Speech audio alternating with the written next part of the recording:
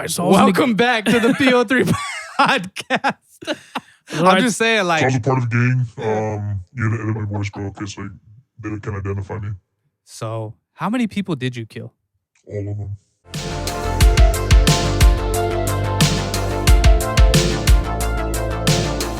Welcome back to the PO3 Podcast. My name is Marcus, and this is the podcast where we don't look down. This was money on the ground. I don't know. Should I keep saying that? No. Or should I just open my eyes? You should open your eyes and definitely stop saying that. Okay. Anyway, beside me, Oh, yeah, me. Just John. just John. What's going on, bro? Chilling, sucking on one of these. So I'm not going to act like we didn't just do a podcast. Now later. I'm kind of tired of doing that. What do you mean, like acting like we're, hey, back here another week? Yeah, like it's another day. No, like we just did a podcast. Like we just wrapped it up. We're literally we took a little break and now we're here. I'm almost done, though. Yeah. Now later. That was a really good podcast, dude. I feel like it was very informative, the stuff that we were talking about. I left one part out though. I kind of wanted to get into it because we were talking about how when Abraham Lincoln, they discovered that he was dealing with depression. Mm-hmm. We were talking about the book. This is from the book The End of Mental Illness, or Ending Mental Illness by Dr. Amen. But how when they found out he was dealing with depression, that they dismissed his position, and they fired him. Basically, that's what happened. 18 days after they found that out. So anybody that was in the political circle, it was considered taboo, right? Any type of mental illness. But what I wanted to bring up was there was an incident that I had when I was working for this company, and I had at one point had to, I had to take some time off. I want to say about like a week or so. I probably took like 5 days, and because I was in such a deep depression, I didn't want to do anything, and I didn't want to be at work that way. And I tried explaining to them, like, look, I really need some time. And I tried talking to my bosses about what I was going through. I talked to one of them. He kind of understood more or less. But then I tried talking to the big boss. But I ended up getting in trouble because I wasn't there for 5 days. And I was trying to explain to him, like, look, this is what I'm going through. So I ended up showing up like that next week. And I brought my pills with me at the time because I was trying to begin medication again, right? I was trying to do it, and I was telling him, like, look, I've been legit, diagnosed, and I'm going through some stuff right now, and I'm on the track to take these. And I showed him the pills, and he just kind of looked. He was like an old school Mexican dude, probably barely spoke English, and he just looked at me like he didn't want to hear it, man. He was just like, okay, like no like I wasn't looking for sympathy, but like he wasn't engaged at all with what I was saying, and I just felt like, okay, this was kind of pointless, And then literally a week later, I got laid off or fired. So I was like, and I didn't even really think about it until recently. I thought it was because of the time I missed, but it was probably a combination of both. But now that I think about it, I was like, now this guy I showed him some pills, and he probably thinks I'm crazy and this and that, and like I was dealing with stuff, so he let me go, Yeah, that's crazy. And it was the main boss. It wasn't the like the crew that I was working with or anything. It was like the head guy, So I wanted to bring that up because it just like goes to show, like, no wonder people don't talk about it, Yeah. I really feel, especially at the point in time we were in, if with as much as we know about mental health now, and as how, I don't say rampant, but like how much is actually going on. We're finding out more and more there's people that are affected by it versus not. You know what I'm saying? It feels like those numbers are increasing, and I don't know, 100% or even really close. I'm just throwing it out there, but I would assume there's probably a rapid an increase if you were to graph it, of people coming out that they have mental health, conditions. And so I feel like if you take a sick day, but it shouldn't matter whether it's for mental health or physical, like, because you have a cold. Yeah. Sick day is a sick day. And I feel that it shouldn't be held against you if you have a mental health condition and a brain health condition. well, yeah, excuse me, brain health, but a brain health condition, mental health condition, whatever you want to call it, but it affects you. It's going to affect your ability to produce at work. It's going to, I don't know, man. Like, I just feel like it was wrong. If that was the case. If that was the case, it seemed like a coincidence to me. And I'm sure it has less to do with your condition. I'm sure it has everything to do with the fact that you missed 5 days. And to him, no matter what the excuse was, barring you losing a leg, it was not justifiable for you to miss 5 days. I'm sure that's more of the reason versus, I'm sure you taking medication had little to do with, I'm sure it was just like, I don't give a shit why you were missing work, especially for something like that. You should have been here. You know what I'm saying? Because they don't see it as a physical condition, so they don't see it really being like a hindrance to your ability to work. It's all up here, Yeah. But I mean, everything you are is up here. So it just, to me, when I was reading the book and I read that part about Abe Lincoln, it just resonated with me because I was like, I didn't even realize I was kind of experiencing the same thing. If that's, well, because I'm sure they didn't directly tell him that's what it was for, unless they did. But I just kind of felt like, oh, okay, maybe I did go through something like that without even realizing it, because it affected me dramatically. But anyway, I took your advice and I pulled up Jordan Peterson and I listened to a podcast that he was on while I was working out. And one of the things that he said was pretty dope, dude, because it's simplistic, but like it made a huge, it makes a huge impact of what he was saying. And he said, anytime one individual gets his or her life together and, faces their mental illness or mental health and takes care of themselves, that actually measurably makes the world a better place. That's crazy, right? Yeah. Just one person. Like if you even just help one person measurably, technically, that's one more person, one less person that we got to worry about, therefore making the world a better place, right? So it's like if we focus our energy on getting more of those numbers, then we'll just keep making the world a better place more and more and easier to live in. Yeah, man. I mean, that's why I would say I'm so drawn to his lectures and the things that he has to say is because it's like you found that gem, and I've listened to, I would say, a lot of the stuff that he has out there, and that's a line that I may have heard, but it feels like that was the first time I've heard it. And even as much as I listen to this guy, I still find out new things and learn new things. I was like, damn, it might be a minuscule number, but it's still a number in a positive direction.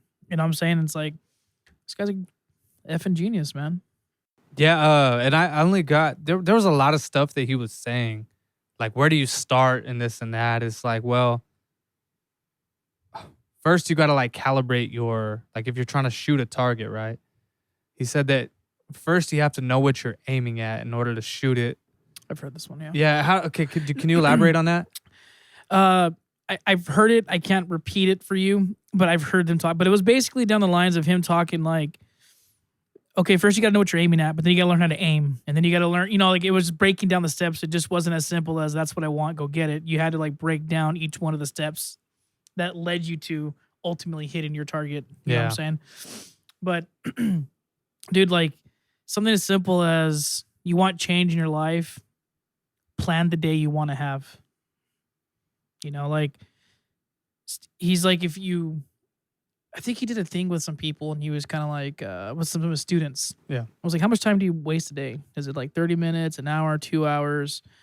And then he goes, now I don't tell them what a waste of time is. I just ask them to tell me, and they're using what they deem as a waste of time. It's usually like 6-7 hours a day they're wasting. He goes, like, what if you were getting paid for those 7 or 8 hours that you're missing out on that, and he does it like I don't know where he's getting his numbers from, but gives them a number and as it coming out to like at a year, like you end up losing out on like $20,000-$30,000, and again, I don't know what spectrum or what he's using to give those numbers or to get those numbers, but I think it's worth mentioning just because like, he's like, dude, plan the day you want to have so that way you have the day you want to have. If you just kind of wake up and don't go about your day and just kind of, I'll just, whatever comes in direction.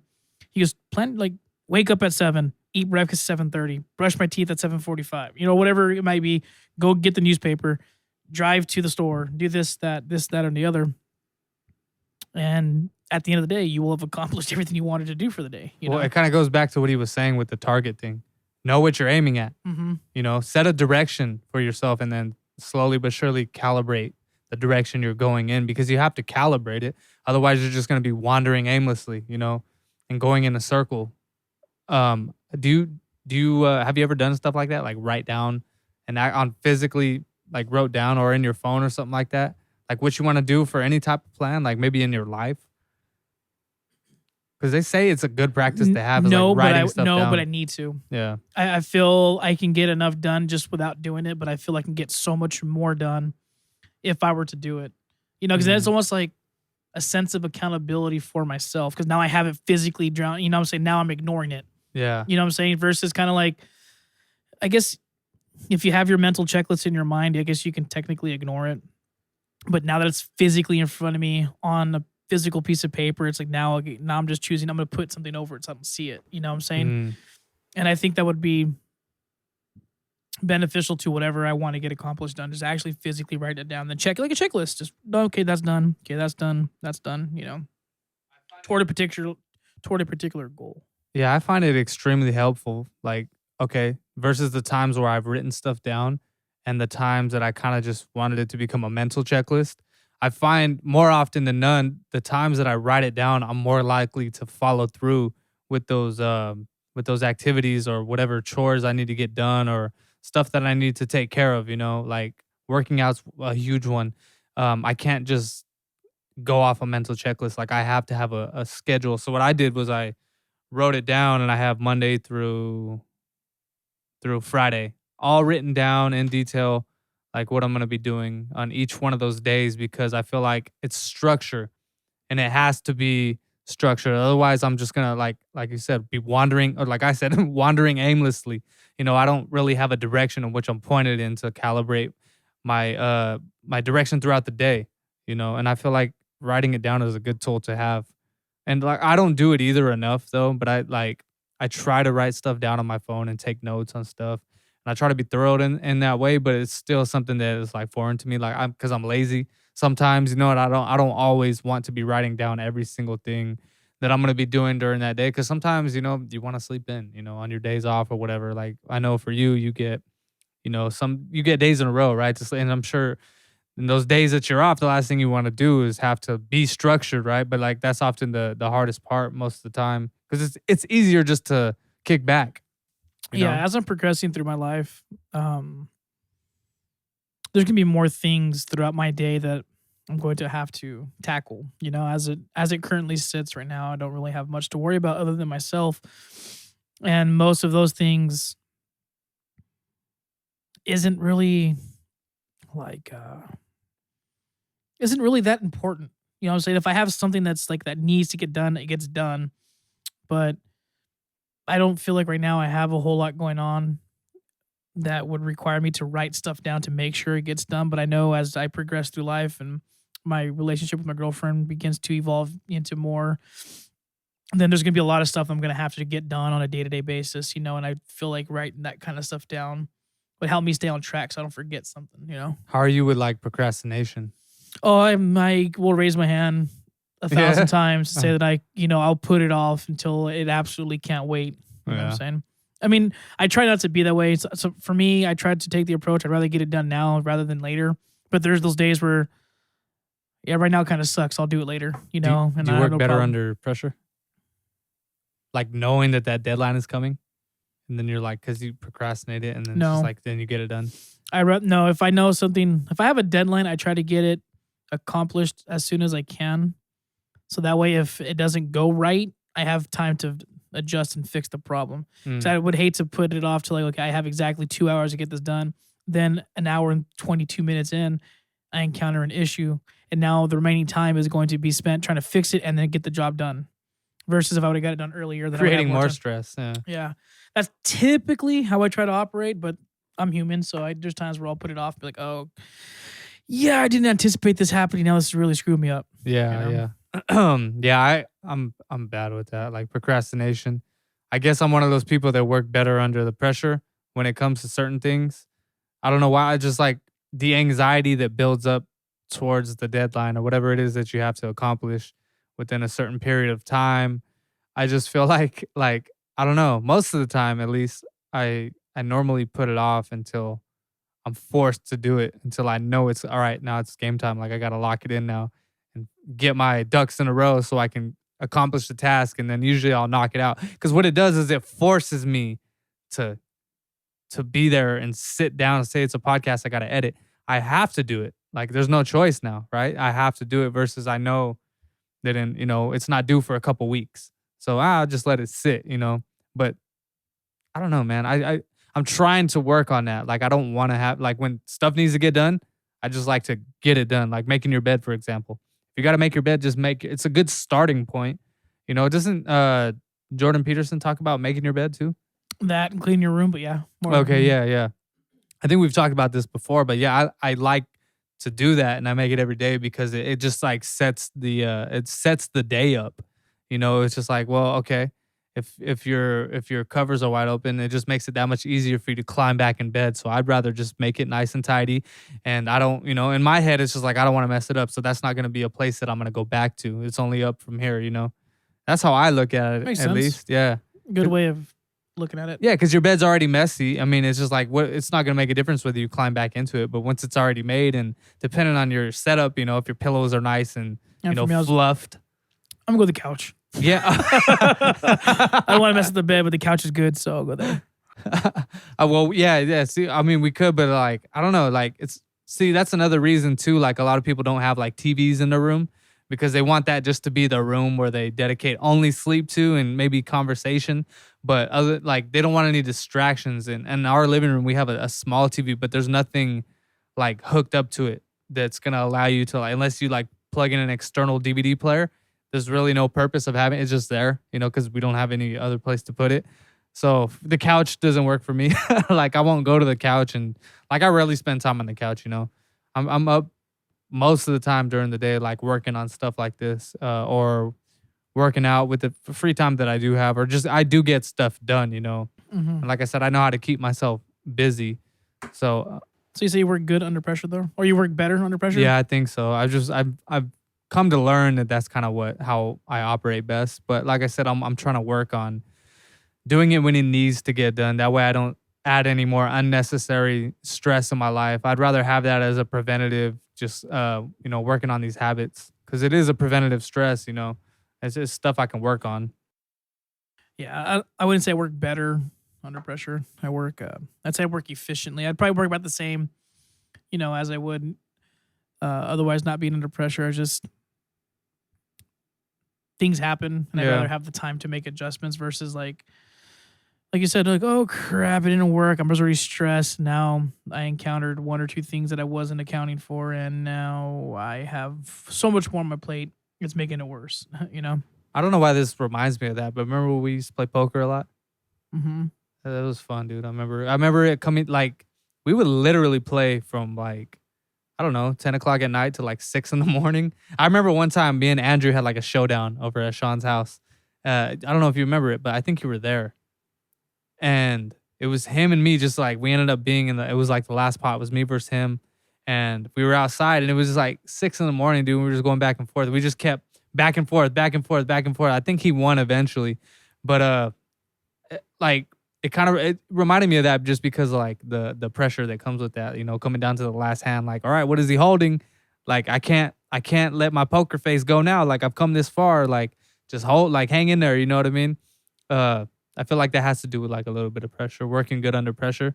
Because I've won my fair share of like tournaments in person, like playing poker with people and stuff. Like I remember I won at Sean's or at Leo's house one time, and that was fun. It was I think there was like 10, 11 people or something like that. But I just remember like the whole time I was just like, just be consistent, Mm-hmm. Like don't let them know if you're bluffing or not, and just don't let them know either way what I'm gonna do. Like it seems like I'm doing the same thing over and over and over, and just I wasn't drinking. That was another thing too, because everyone else was drinking, and I probably had like one beer just to like something to sip on, and then that was it though. I wanted to remain focused, and I didn't want to like build up that liquid courage and start going all in when I didn't need to. Because one guy did that. He was like, he just started going all in, and I was just like, I got this, dude. Like, he's not even playing his card. He's just kind of guessing what I have, like being a kamikaze about it, Yeah, Yeah. Yeah. Kind of off topic to what we're talking about, but on poker, playing against Mikey. Online or in person? No, in person. His 100%, he was a giveaway. Like, because I was reading him. Anytime that he had a hand that was a decent hand, either, before the flop or after the flop, like if you flop is the third card? Flop is when they flip all three over. Then you get the turn in the river. Okay. And so pre-flop, you get your 2 cards, and he's sitting there like, all right, well, I got to make do with whatever hand he got. Let's just say it's an ace king or something like that suited. He tries to slow play. He tries to let people do all the check raising. He tries to check and let people do the raising for him. See where they're at. Well, with check raising, the whole purpose is you check. It's like, hey, he may or may not have something good. So like you might think that you have a decent hand, so we'll allow you to do the betting, and he'll just call. That way there's money be on the table, but it's not him per se that's putting money on the table, so it doesn't kind of make. Well, Mikey's just checked. He probably doesn't have that great of a hand, and I have, we'll say a 2 pair, but Mikey has, a set. And so he's like, no, I'm just gonna act like I don't have much to work with. So you're like, oh, I got 2 pair. Like, fuck it, here. So I'm like, all right, yeah. All kind of. That's what Mikey does when he has a hand, no matter what it is. Mm. When he doesn't have a hand, he either snap calls you. So as soon as you start reaching for your chips, he's already reaching for his. Mm. And that, or he'll raise you. So that's when he doesn't have a hand. He's trying to like bluff his way, bluff enough to get everyone else to check out. Yeah. And that's what he does. But it's like, oh, you're easy.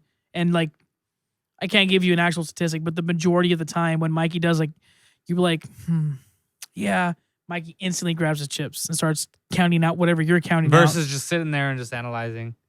Well, yeah, but that's what I learned is when he doesn't have a hand, that's how he acts. When he has a hand, he tries to slow play it. And you notice that so if as Mikey a tell? so if Mikey starts slow playing, okay, he's got a hand. I got to start paying attention to what's on the board a little bit harder and trying to discern what he has versus what I have to see what's who's gonna have the greater potential. But as soon as Mikey, I'm like, yeah, I got one, and he grabs the chips, I know I got him beat.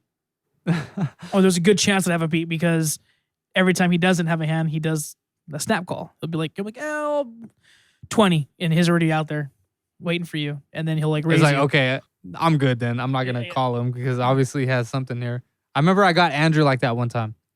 It was my turn to check a raise, right? And I had something good, but I didn't want to bet yet because I wanted to just see what everyone else was gonna do. So what I did to see if Andrew had anything, and he fell for it, as I went to pretend like I was gonna throw money in the pot, but all I did was like play with the chips. And I think in a professional casino or in a professional tournament, you're not even supposed to touch your chips until you bet, right? No, you can touch your chips. You could touch them? Okay.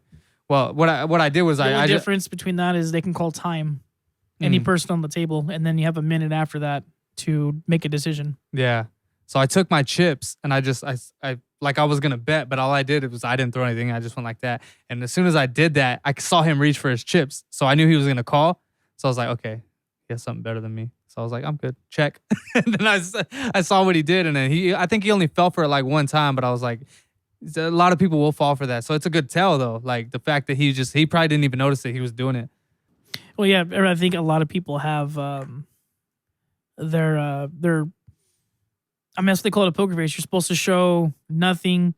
That way you're not giving any sort of indication of what you're going to do or what you currently have in your hand. You ever see in the tournaments where they're wearing the glasses, but like the reflective glasses? Mm-hmm. I'm just like, dude, can't you see the cards? Like, there's a meme where the dude's wearing the cards or the glasses, and it's showing the opponent from the other side, and the guy's like this with the glasses, and then from his perspective, he could see all of his cards. Oh, yeah, but in poker, they're or at least in the Hold'em tournaments I've ever watched, which is World Series of Poker or the World Poker Tournament, WPT.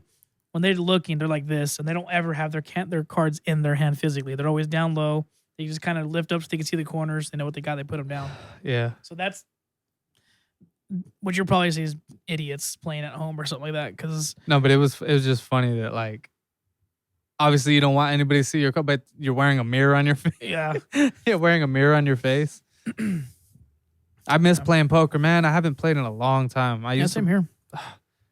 God, we got to get together and do that one of these days. I'd be down.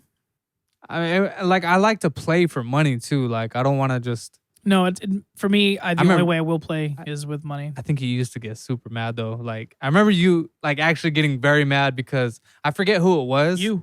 Was it me? Yeah. Because you're like, dude, like that card, this set should not beat this. Like you were just like, how does that work? I think And I was because winning. I think it was because you were still new to poker, Maybe. and because I remember it was a 7 deuce. There's no reason in hell. Wait, that you remember the hand? Yes, because Oh my that's why I God. was so upset about He it. held on to this. No. Well, it's because what was upsetting is because it wasn't. We weren't playing. It was like maybe a couple bucks. So it's like you really have no fear of losing because it's not like you're out a lot of money. Yeah, You know what I'm I remember you saying too, like if this was higher stakes, you wouldn't be Ye- betting like that. That's what I like playing for low amounts of money. Yeah, it's Because everyone just plays reckless. Yeah, because like, dude, if you watch like actual, it's very rare when you have like 4 people in on the hand. Usually it's like 1 or usually 2 to 3 people that are in, and then after the river, someone folds, and then it's a head-to-head thing. You know what I'm saying? But when you're playing with a bunch of guys that are playing for dollars or pennies, you know what I'm saying? It's like it's the flop, and every single person is in. Yeah, I You know what I'm remember saying? you, Like- you But it got was- to the point where you didn't want to play anymore. It was a 7 deuces because that is like statistically the worst hand that you could have in poker. What did you have? I don't remember what I had, but I just remember you had it, and the fact that you weren't even any blind, which means you paid to play that hand, and then I think you got like a full bug, you got even a full house or something like that. And I was just like, there's no reason anybody in anything else any about poker, you would have played that hand if you were not even small blind. If you were big blind with decent money, and somebody raised you, you would never call that hand because it's not a hand worth calling. You can't make You just folded. you can't make a straight. And I think you were not even suited, so you can't get a flush. Like it was just it's a very crappy hand. Everyone recognizes a 7 deuce as the worst hand in poker. And when you did that, I was just like, dude, this is ridiculous. And the fact that you won off of this hand and you weren't even any one of the blinds, which means if it went through the whole check thing and you either just paid to whatever the blind was at that time, or if we rose off the blind, which means you paid to be there. And that was what was upsetting to me. I was like, God damn it, man. Like, we got to start screening these fools before they come through. How much poker experience do you have, you know? But I guess it's part of the game, though. I ended now up it's getting being real salty. good though. I mean, I started learning how to play really well. You know, dude, there's a lot of books, actually, that you can read. to Poker help for you. idiots, poker for dummies. No, I guess. But like, I forgot the name of the poker guy. He was a real old school famous poker guy, and he wrote a book about, and that's where my cousin that I learned how to, or actually started really learning how to play poker, taught me, was like, this guy said this. That's where I learned about the 7 deuce. I learned about the wheel. I learned about connected suitors, you know. What is the wheel? It's basically, well, the way it's referred to me, I'm not sure if it goes out, but if you have anything, like if ace through, let's say you have an ace and a 2, you have a part of the wheel. The wheel is, ace through 5. That's going to get you your straight. Or if you have ace 4 or 2, 3. Oh, You know okay, what I'm okay. saying? So anything in numerical order. The way it was explained to me was just from those particular numbers, but I'm sure it'll apply to Hmm. anything. It's just that's what you call the wheel, and then you have like your connected suitors. So like 7-6, suited. Yeah. Connected suitors, and then you have your connectors like just 7-6, whether they're offsuit or not. Just little things like that you start learning, and then it's basically. I'm sure if you were to get like, if you were smart and had like statistics, background and with mathematics, you can figure out the probability of all this kind of crap and Like counting cards. something like that. Obviously it's gonna be hard to do in poker because you already know there's 52 cards. Wait. Counting cards is for poker or blackjack? Blackjack. Okay. Yo, you seen Breaking Bad, right? Yes. When they tell the story of like how he got all his money, he was like, Yes. he's like, I more than understand how to count cards, but he was like ass at it. Yeah. He was like ass. He was just slow Oh, okay. because the whole part of counting cards is you give. It doesn't matter what order you go in because I've learned how to do it. It's just you have Wait, you know how to count? You yeah, understand how to count cards? I understand, but I'm super. By the time I get the count of the table, we're already gone. Like, Here's what I thought it was: 1 card, 2 card, 3 until 52. Like I was literally counting the cards. oh no, well, when you play at a casino, they're playing with like 3 or 4 decks in one shoe, Yeah. and the whole purpose of counting the cards is to give yourself You basically, if I want to say it was like 2 through 6 was like a +1. Yeah, I was gonna say they do plus and minus. And then 7 through 9 was 0. And then 10 through ace was going to give you a -1. Now, it doesn't matter which of the two that you could have flipped it around. It doesn't really matter. But as long as you, like, in this particular situation, if you would have had plus count for the low numbers and the negative count for like the high cards, like 10 through ace, if you have a really, like, if you have a negative count, like -17, that means the likelihood of you getting high cards is more probable. Therefore, you can increase your bets. Make sense? Halfway through you speaking, I just started thinking about Israel. I did not comprehend. Clearly, I lost them, ladies and gentlemen. You know. I did not comprehend any of that. I drifted off somewhere. But yeah, I mean, long story short is like the whole purpose is to that way when you're betting, you know the count within a card because usually they'll burn a card when they start the new deck. Yeah, they do burn a card. So your account will be like one card off, but it shouldn't be that detrimental to your account. So if you have, whether you're doing the negatives or the positives. Is that why they burn a card? I'm assuming so because it kind of throws it off a little bit. I couldn't tell you. I've never worked in a casino, and nor have I know. Actually, you know what? I know a guy personally that worked at he worked at Tachi. I'm gonna ask him why they burn a card, and I think that might be the reason, but I could be mistaken. But all it is a indication of when you should be betting lower or betting higher, so that way you make the most money with minimizing your losses. Yo, you gotta set that up, dude. Let's play poker. I'm down. Why not? Right? Yeah, I'll buy a set. I already have a set. I'm good. Do you have a set? My girlfriend got me one for Christmas. Oh, okay. Thanks, babe. I remember I left my set at Sean's one time that we were playing, It was gone. and then I asked him like, "Hey, can I go pick up my poker chips?" And I don't remember what he said, but I think he said that they're not. He doesn't know where they are. And then we went to go play at Leo's and then he shows up with my set. I was like, really? I didn't even say anything though. I was just like, I remember you had like the black and red cards and stuff like that. yeah, I Like, bought them from the ESPN ones and stuff, and then I bought like separate cards for him and everything. Like I had the whole suitcase for it and everything, and then but it was like $30 or something like that on Amazon. But I just thought it was funny because I asked him like, "Hey, where's my chips, dude?" He's like, "I don't know." And then we show up at Leo's to play. Like I'm talking probably like a year later, and then those are my chips. I was like, okay. with your initials on them. It was funny, dude. You got to set that up though, man. I want to play. Yeah, I want to see if I still got it. Maybe I could piss you off a little bit. Should we play right now? I got some right there. Yeah, we can do it. You want to play now? Sure. You want to do a hand? No, I'm good. Why not? That's too much thinking to do right now. Israel. What do you think about Israel? I don't know. I mean, I drifted off. Oh yeah, that's a crazy situation. I mean, I don't know much about it other than What? Israel and Palestine are, doing their. Oh, I wasn't really thinking. I was joking, but like I did drift off. Oh, that I get it. Yeah. I see what you did there. It's from Boy Meets World. Mr. Feeney's asking him Mr. because he's all here's an example, and Mr. Turner he's like, all right, blah blah blah blah blah. Hunter, what did you learn? He's all, what was I talking about? He's all, something about Israel. I just thought it was hilarious. So anytime I drift off, I say that. Gotcha. Yeah. So I mean, I don't know, dude. I don't know. I really try to I try my hardest to pay attention to what you're saying, and like I told you, I have a hard time. Like you have like that Attention deficit disorder. No. That shit.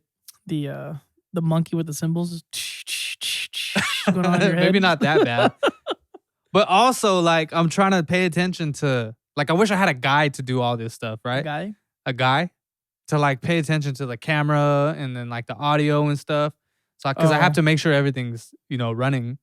Because hey, do you want to be that guy? We will pay you $0. Yeah. for every session, but you got to be here kicking with us. We'll have a little desk in the corner like all the other big podcasts do where they have I want to do a cutscene to him. Hey, Spencer, what do you think of this topic? Yeah. And, I think okay, get back to us. We should bring up that website I was talking about. Yeah. So if you want to be our Spencer, hit us up. We haven't done any Google fact checking yet, huh? We haven't had to. I think it'd be a good addition.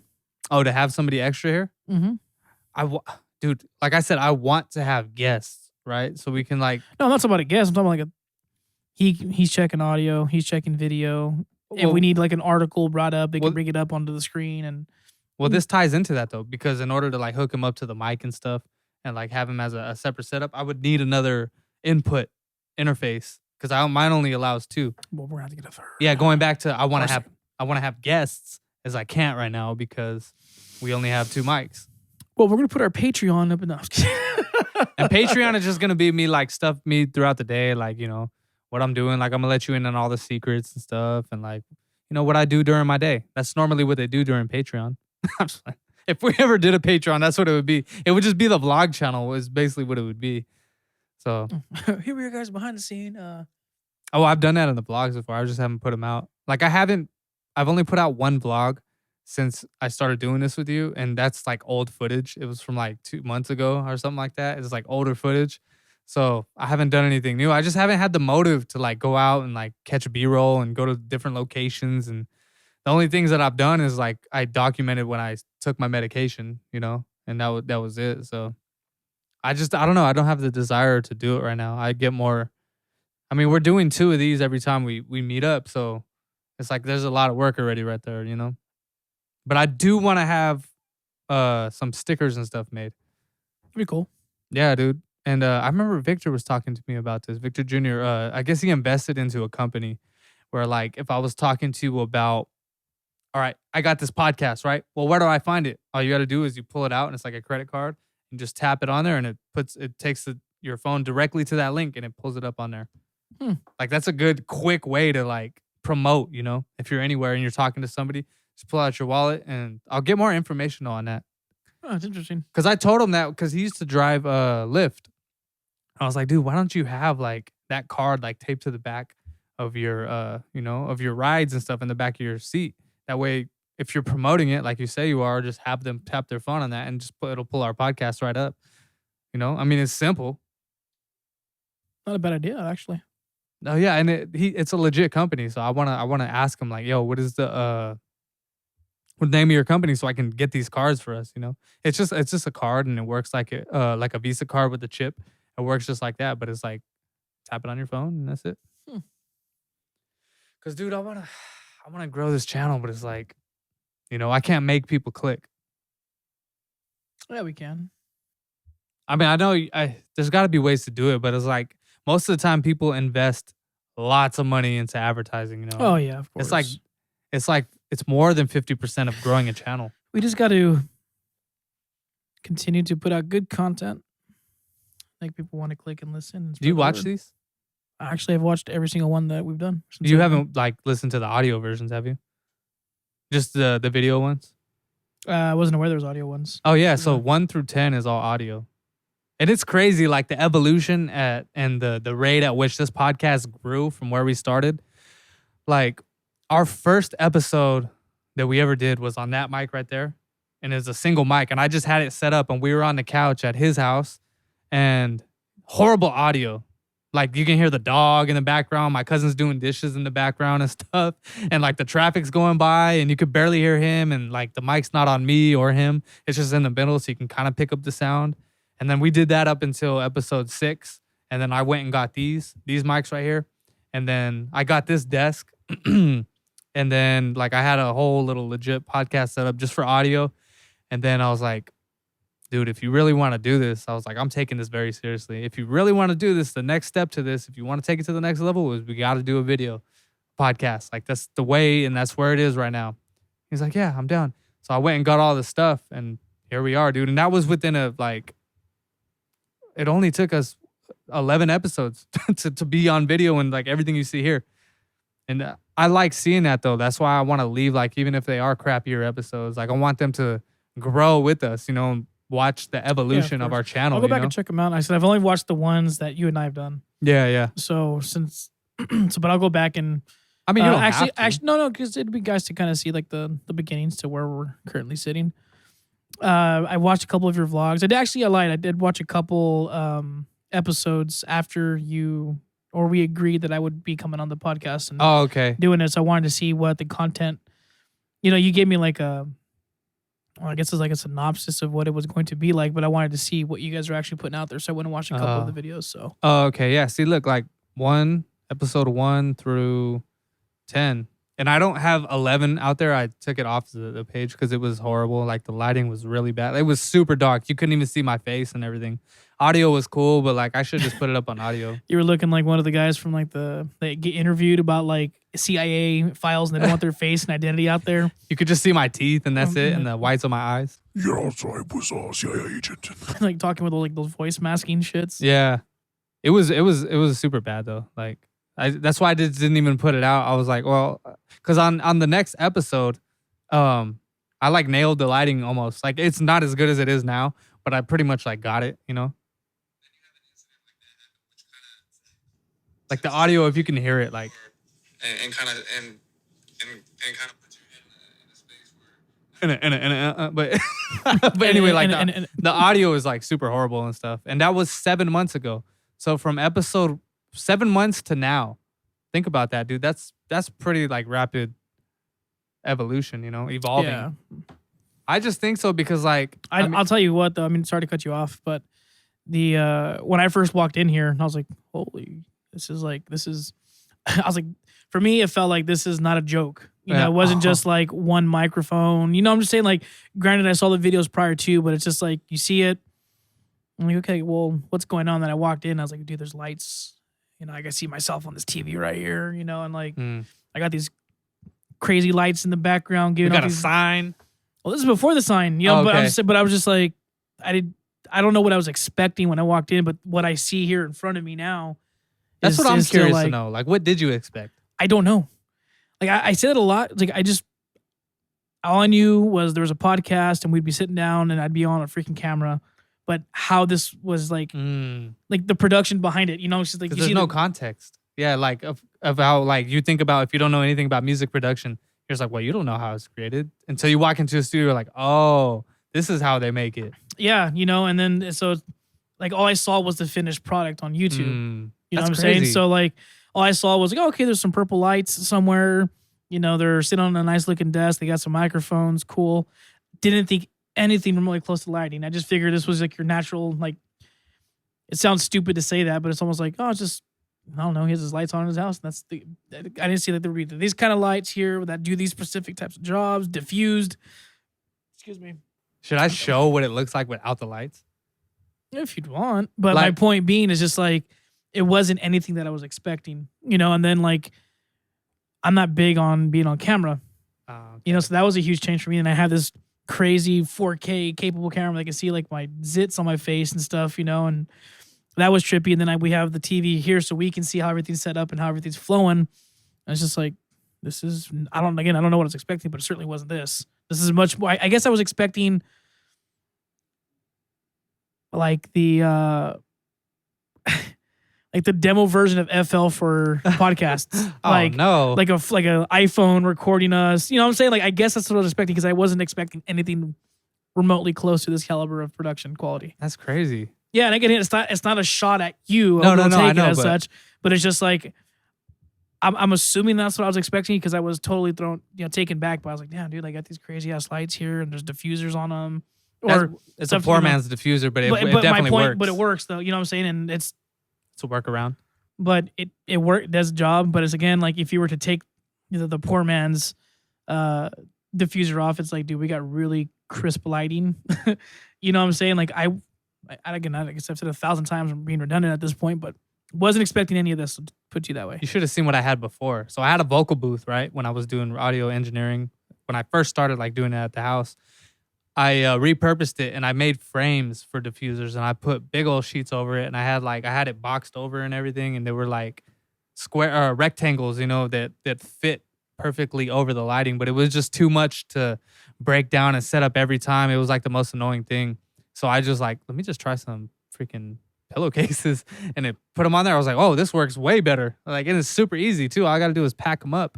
But I'll be honest, dude, when I first started doing this, I didn't understand how much lighting played a factor and how much I didn't understand like how much I actually bit off. It was way more than I can chew. And that's why I drove myself nuts when I began this because it was all trial and error for the first like week, you know, and prior to even recording an episode, you know. And then the first one we started, I was like, we went out of town for the like 3 days before that. So I didn't have any time after my camera came in. I had just gotten a camera to like practice with it. So it was basically like just, all right, either it's going to work or it's not. And then slowly but surely, I just kept doing, little projects here and there, just working on the lighting, recording like stuff for my music channel, just so I can practice, my setup and everything. And slowly but surely it evolved into what you see now. And even now, like I want to keep evolving. Like it never stops. Like I understand this is a humble setup. It looks great, right? But I understand like at the more elite levels, like you walk into like legit studios and everything like that look like pristine and it's like super laid out and the lighting and everything's just set up. I don't have to break down anything. You just walk in and that's eventually what I want, man. I want a room dedicated or a studio dedicated to podcasting where I don't got to go and break everything down. Because you know how much easier that would be? Just to walk in. Just walk in, out. sit down, just fire everything up, and then we're good to go, dude. I feel like I'd be more prolific in that way because this whole process takes all day. Like, I get up around 9 in the morning. I start setting up around 11. I wait till you get here around 3 o'clock, and then we podcast for, 2.5, 3 hours, and then I break everything down, and then I put everything back to the way it was, put all my stuff away, and then I drop everything onto the computer, and then I, if I have the energy, I'll start editing that day. By that time, it's like 9 o'clock at night. So it's like, dude, like, on top of that, the edit, it's like so much work goes into that, and that's crazy because, like, yeah, you just see the finished product on YouTube. You don't see all the work that goes into it, which is, I think is pretty interesting. The fact that nobody knows that, that's why I like doing the vlogs. I would like to share what the process is. Yeah, man, for sure. I kind of want to turn these lights off and show them like what it looks like. I think, well, when we did a little trial run, I think you had the blinds open. We had that natural lighting. It still looks pretty good. But we weren't recording though. Here, I'm going to show you something. Okay, here we go. I'm scared. This is not even all the lights.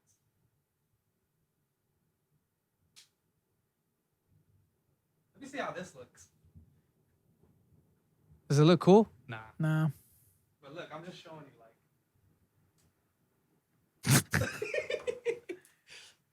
All right, so welcome back to the PO3 Podcast. I'm just saying, like, So I was a part of the gang. You had to edit my voice, bro, because like they can identify me. So, how many people did you kill? All of them. And I'm gonna like distort your voice. So tell me your story, how you ended up in this position. I killed lots of people and ran away. Okay, that's enough. Yeah, dude, like one of those silhouettes things.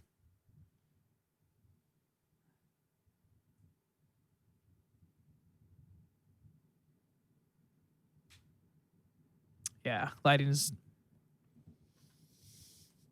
But I'm just saying, like, it definitely livens up the place. That's for sure. In the beginning, I didn't understand this. I just thought, like, hey, you set up the camera and you're good to go. Maybe you just turn the light on. And I studied so many videos, like, well, on it's good lighting. because, like, the cool thing is you turn all the lights on one at a time, so you saw all the different shadow points. Okay, yeah. So there's like there's Rembrandt lighting, which is I still kind of don't know how to do with two people, but one person is so easy. So you just put the light at a 45-degree angle where you're lighting this side of your face, but then you get the little triangle light, and all this side is like shadowed out or like it's darker to create that like dramatic effect. There's like down lighting. There's practical lighting, which you see right here, like that light in the back, the podcast light, the candles. Those are all practical lights. And what they usually do is called motivational light. So that light right there that you see, the one hanging, what I would do to motivate that light is get another light like this one right here, put it out of frame, match the color of it, and have it shine on this part of your face. They call it a hair light to make it look like that light is what's hitting you on the side. So everything that you see is like all set up and particular and purposeful. And I used to have a hair light. I used to use this light for the back of my head to like shine light. And it came through real nice. But it works better as like a fill light. That's what they call it. So these are key lights. That's a fill light. Okay. I got into all the lighting, dude, because I didn't understand how important it was to actually designing your set and the factor that it played to like the aesthetics of it. I was like, dude. But I approached it how I did with music. I was like, this is just one more thing for me to learn. And if I can, I just slowly but surely learned how to do it. And I'm still not even close to where I want to be as far as lighting goes. Well, it's good though. I like it, dude. I enjoy it. I just wish that I can just leave it this way. Oh, yeah. I would hate to be taking it down. But honestly though, it's I know it like the back of my hand now. It's like it's not even really, it doesn't even really take that long to do it anymore. I'm just like, I could do it like really quick. I could probably do it in like 30 minutes, honestly. Oh wow. Pretty quick. Yeah. Like if I really really wanted to, because usually what I'll do is I'll just kind of kick back and just like make sure one thing at a time. Yeah, just make sure I'm double checking everything, and then I'll do the audio test. And audio is a whole nother beast. Luckily, I knew how to do it already, so that was just 50% of the battle right there. They always say like, at least have good audio if you're gonna put out a podcast, because it's hard to listen to something that's just chopped into pieces, you know, and it's horrible. Well, not even chopped into pieces, just even just the volume. That's an issue I've encountered. You listen to podcasts where like they're talking like this and whatever. You got to keep turning it up. Yeah, and then it'll get loud real quick, and then it'll be turn it down. Yeah, I hate that too. But the ones I think I despise the most are the ones where it's just like you have to be like this. You know, I hate to that. the speaker. You know what I'm saying? Like, I'm not sure if that's the one that's clearly an audio issue, but there's like some podcasts you can listen to at the same volume, and then there's one that's super loud, so you got to lower it, and there's some that are super quiet where you have to basically max out whatever listening device you're using, you know, the speaker capabilities. Oh yeah, those are the ones I hate though, where you're like, I don't have enough power. Yeah, I don't have enough power.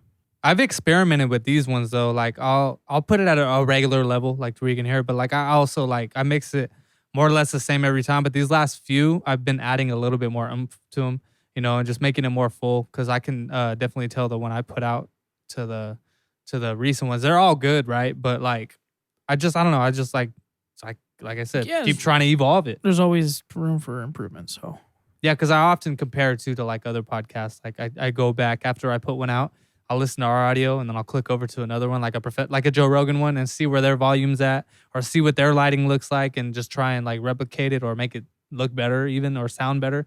But it's been an interesting process, man. And I don't know. It's one thing that I've noticed with some podcasts that we can try implementing here. I don't know what equipment purchases would have to be made, if any, to make it happen. But, you know, due to COVID and the whole pandemic thing, people have been doing like live streaming their person they're interviewing. So if you have anyone that you would like to get on the show, we can look at how to go about doing that, so we could have 3 people here without having 3 people here. They usually do it through Zoom. Okay. I did one with a dude named Lee Syat. He was on it's called the Church of What's Happening Now podcast. And you know Joe Rogan, right? So like Joey Diaz. So Joey Diaz is a huge comedian he's really good friends with Joe Rogan. Well, that's his recording engineer, but they have their own podcast called Church of What's Happening Now.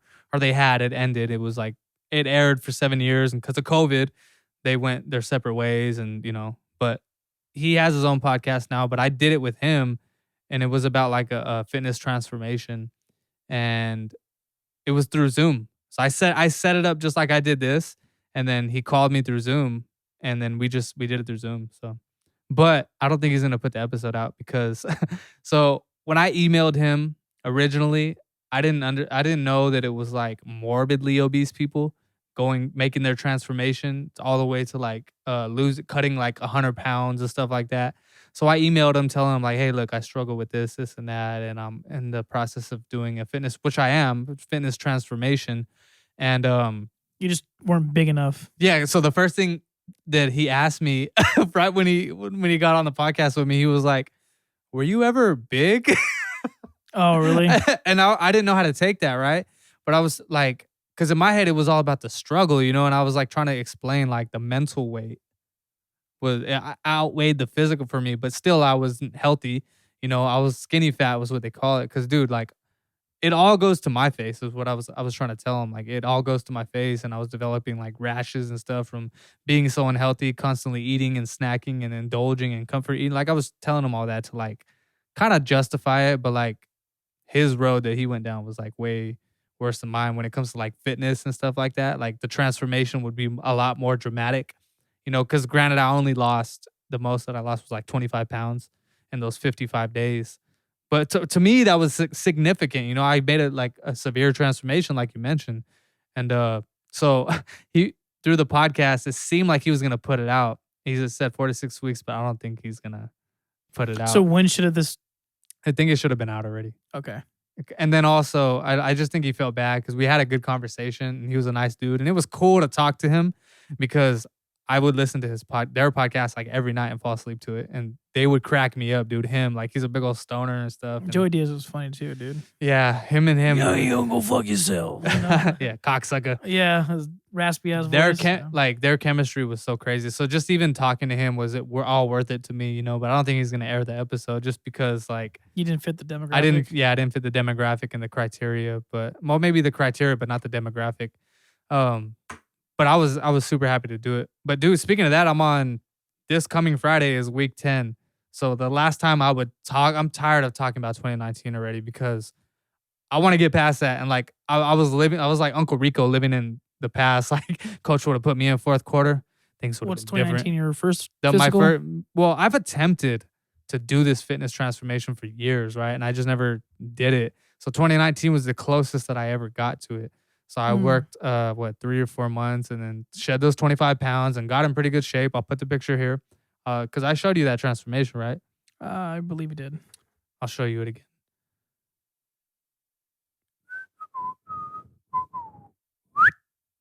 So that's where I started. I'll just show you the end one.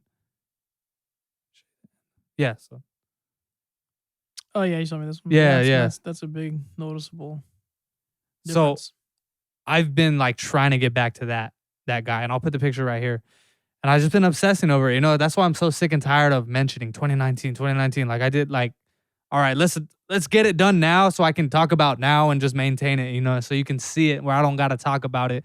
Like that's why I was like, dude, I feel like Uncle Rico just living in the 80s, you know. Yeah. How much you want to make a bet I could throw a football over them mountains? Yeah, you're on that. I just want to be about it, not talk about it. So I'm almost there, right? So look, and I'll put these up after I get there. So This was March 26th, week 1, 160 pounds. And I think I weighed more than that because our scale was busted. So, and I'm almost there. Oh, yeah. That was just huge last difference night. already, yeah. That was last night. And then that was like last week or something like that. So I'm almost there now. So I can pretty much toss 2019 talking about it out the window, dude, because I'm so done with it. I'm like tired of fantasizing about having the body that I want and being in shape. It's more mental for me though. But like I want to get there already, man. I hear you. Didn't you say you were gonna like start going to the gym or something like that? Yeah, I did. I've had some things come up that are like this week in particular, like yesterday I had a birthday party I attended, and then today I had this. And so I think next week I'm just gonna start slow. I think I'm just gonna start changing my diet and then riding my bike and trying to get active first before I start trying to go in the gym and start throwing around some weight. Because I said I'm not necessarily in the market anymore to get put on size. I just want to be healthier and look a little better, you know. So I don't do a whole lot of physical activity. So just me being on my bike a couple times, or maybe we'll say 4 to 5 times out of the week. You know, maybe a few miles here and there until I build up my tolerance, since I can start going further and further distances. Are you looking to get like a fixed gear? No, just a regular like a mountain bike. Mm-hmm. Because I have some guys that I work with. Man. I have a guys that that I work with that are on our bike patrol guys, and they go up to like the hills and do all that like I don't know I forgot what it's called, but the craziest they're just riding down these crazy ass trails and hitting these jumps and doing all this kind of stuff, and they have like bikes that have actual suspension, you know, and and disc brakes and stuff. They're not like the little rubber things, little rubber brakes that grab onto the rim. Like they actually have disc brakes like a motorcycle, and they have like Fox suspension and stuff like that. And they do all this crazy ass trail riding, so I want to try to get into that. And that's so me doing I don't see myself riding on a road. Spandex. Dude, you'd be surprised how much like cardio you'd be able and weight you could shed just by biking.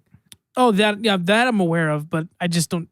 Riding a bike around the street like that doesn't seem appealing. Maybe after. I don't think so either. I don't want to go ride anywhere. Like I'd rather just run, like jog or do elliptical. This is my alternative to running because I hate running.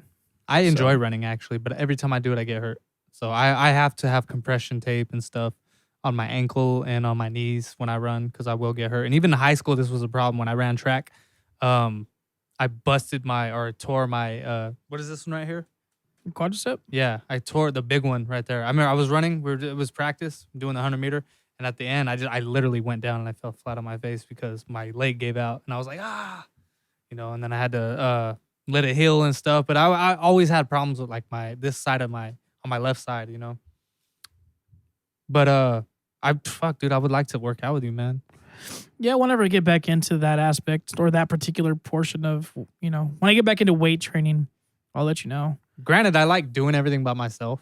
Like I grew up working out in a garage. So that's where I kind of developed the mentality of like, I just do it by myself, And then obviously, like we mentioned before, having to wait on equipment at the gym is just annoying.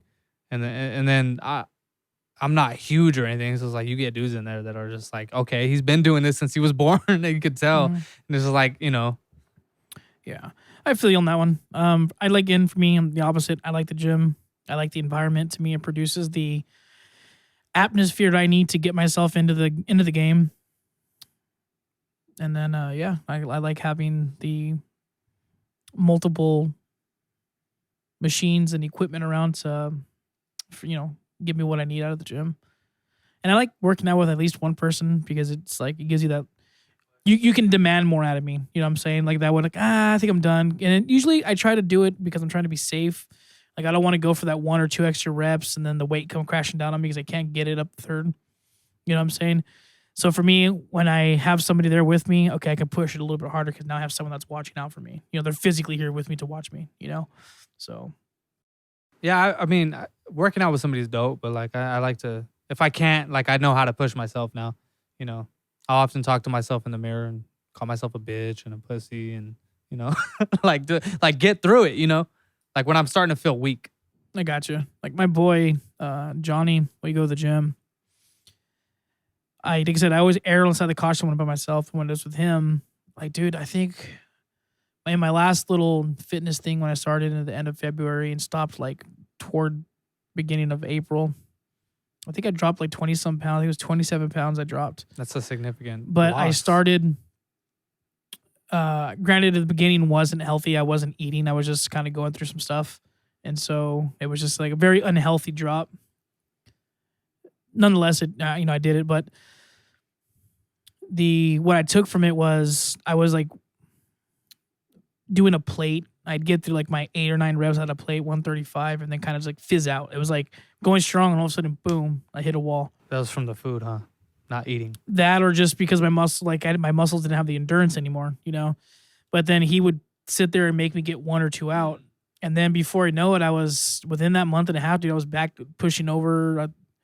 I think I got to 2 plates within that month and a half journey. Repping out about 3 on my own before he was able to get me to 5 or 6 with assistance. Oh, wow. So I like having that, but because I wasn't allowed with him to just build up my tolerance or my endurance for that weight and then slowly increase my way through it. He was making me by forcing the reps out of me and then giving me the assistance that I needed to get the rep up. And that just helped me blow through, those. And it was a very muscle memory is a thing. This is a weight that I've done before. So it wasn't like I was charting into new territory, but getting me from, 135 to 225, 90 pounds in a very small amount of time where I was able to rep out like on my own, like 185, I was repping out, like just banging out. And then, hey, all right, cool. Compared to 135, that's a lot to rep out. And then, I'm repping out like 10, 11, but it was definitely. That's a lot though, dude. That's a lot. Yeah, it wasn't like I was like, like a college combine. If you put in good reps, dude, and you feel like if you're going to failure, it doesn't matter the amount of reps. So but again, for me, I was in my mind, I was only able to achieve that because I had somebody there that was able to assist me at a point where you get the most growth in that, as far as pushing weight goes. But I was able to do so in a safe manner where I could afford to go to failure because I had somebody to assist me up versus me doing it by myself and hoping that someone's looking out in my direction when I can't get the weight off my chest. Yeah, see, I'm like reluctant to bench press at the gym because I'm by myself. Because I wanna know like if I could push it a little bit, but I'm by myself. So I know you can go ask for a spot, but I don't want to bother anybody.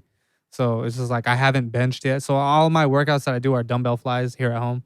So but I like it. Like I like seeing results just from calisthenics and I do weight train, but like here at home, you know. But it's like calisthenics is just a different type of strength. I feel like Oh yeah, I agree. it's more like a rubber band rather than like a wrecking ball. You know, Mhm. it's not so much brute strength. It's more stamina and endurance and just lean. Definitely different style of training for sure.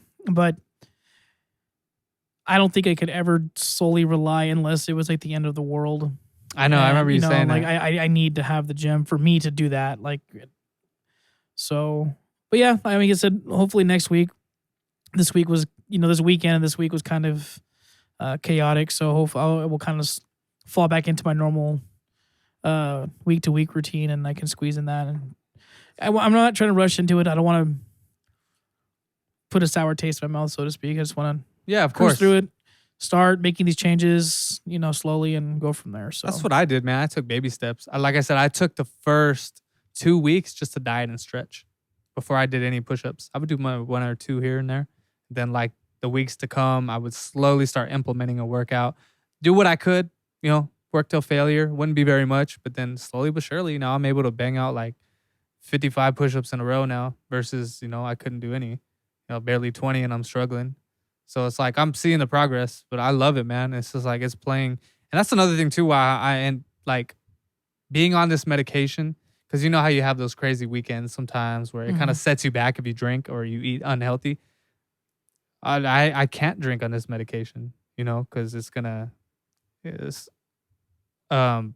potentially cause some side effects if I put alcohol in my system while I'm on these. So it's like I can't drink. So it's like, what am I gonna do to like relieve some stress? Oh, I'll just go hit a workout. We actually did that this past weekend. It was Saturday. She was off. I was off. My fiance. I was like, man, normally we go get like a pizza or something, right? What do I do? Like I'm getting antsy. I need to work out. I was tired, but I was like, I got all this. It was like restless energy almost. Like, what do we do? So I grabbed my jump rope and I was like, hey, you want to go head to the tennis court?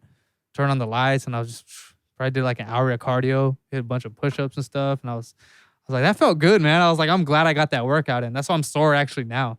Like dude, I hadn't done jump rope in a while just because I didn't want to injure myself again, because that's how I got injured the first time.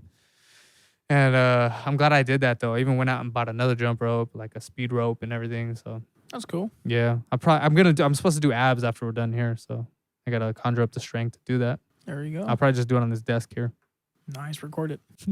I just leave the camera on. Yep. Man, I feel like this one went by fast too. They always do. I was dying down a little bit though mentally. Like I feel like I was running out of stuff to say. That's all right. Did you feel it a little bit? No. Nah, really? I felt like the momentum was just like coming to a. And the one that we started off with was kind of a banger. So it was a banger. So this is a filler. Yeah. Even though I don't want to have fillers, I want them to all be bangers. Well, that means we got to start writing our stuff down and coming up with ideas beforehand. I know, but we're pretty good at winging it, but still like stuff with more substance, Because I feel like we could pretty much talk about or anything. at least have some general outline topics, So. Yeah. I want like a general outline. Sorry, the Coen brothers don't direct the porn that I watch. Perfect 10? Right? Anyway. Like it's like bowling thing? Perfect 10? It could be like a number of things. Good movie. Great movie. Still to this day, right? Oh, yeah. My girl hates that movie when I watch it. All-time favorites, bro. That's Seth, yeah. He's another great actor I kind of want to add to the list. Jonah Hill. Oh, yeah. He's a good dude. I think about it. He was Wolf of Wall Street. Come on. He was up there with DiCaprio, man. Wolf of Wall Street. 21 Jump Street. War Dogs. I like him more in like Superbad and Wolf of Wall Street. This is the End. What's your list of like favorite actors? Do you have a list? No. Well, with that said, this has been another episode. We're going to wrap it up, dude. We're already hour 8. We're going to wrap it up. I hope you guys enjoyed this episode and these past episodes. I know I'm having a blast doing this with John. I'll always express my gratitude, man. I'm glad. I thank you for coming over and doing this with me. And I always say thanks for having me, man. It's been a pleasure. If you guys like this content that you're receiving here and you get any value from it, we would really appreciate it if you would drop a sub, a like, a comment, and possibly share it with somebody that's struggling with any mental health issues or just for pure entertainment. You can be expecting these every Monday from us at 9 a.m. We'll be dropping them on YouTube, and then I'll promote it on the Instagram. I'll link all that stuff below. But that's going to wrap it up for this episode, man. So Sounds good, brother. my name is Marcus Marks, and Just John. it's been another episode of PO3 Podcast, and we'll catch you next week. There you go.